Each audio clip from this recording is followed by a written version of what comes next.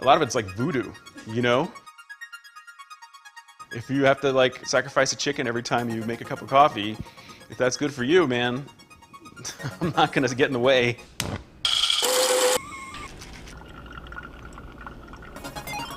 Here are 3 coffee makers. They range from $45 to $600, but it can't really be worth spending that much on a cup of coffee.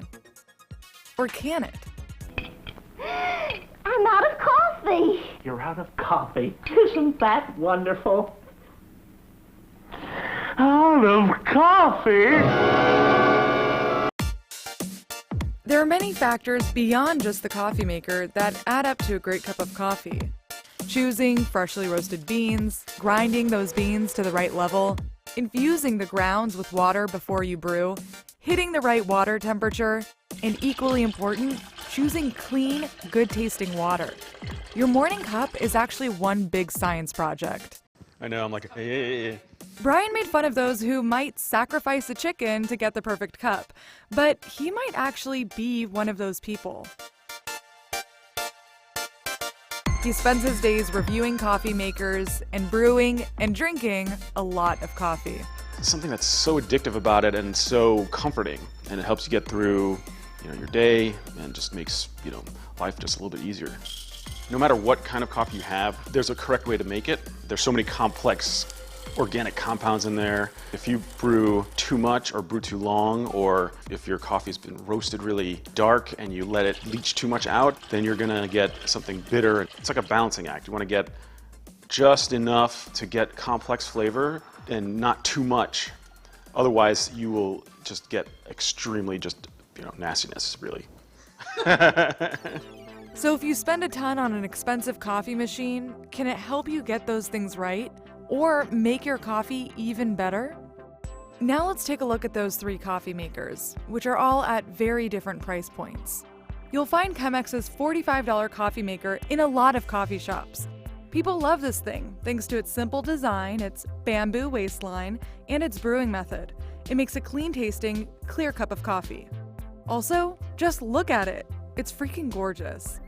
But here's the rub. You can't just press a button and go. It's all manual. So you'll have to work on getting the water temperature, infusion, and timing just right. Then you have the Bonavita. It's, what's the word I'm looking for?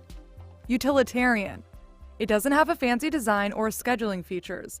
It's just a drip coffee machine that makes a really good cup of coffee, without a lot of hands-on work. And it can even pre-infuse the grounds. For some people, coffee makers have to make good-tasting coffee and make a statement on the kitchen counter. So here's the ratio 8. It's forged from hardwood, aluminum, and it looks like something out of a Scandinavian design magazine. It's like the Chemex, but it takes care of the water temperature, infusion, and timing for you. That's about half of the equation.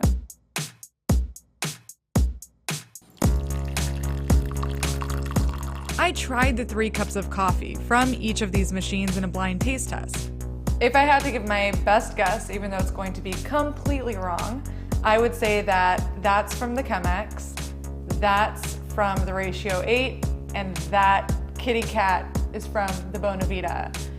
And that my favorite flavor-wise is that one. Nope. I was so sure. So my favorite coffee came from the cheapest method. But maybe that's because spending more on a coffee maker doesn't guarantee better flavor.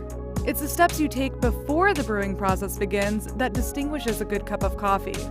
Spending $600 for automation features and a gorgeous design are just added perks. I love his laugh with the hipster coffee.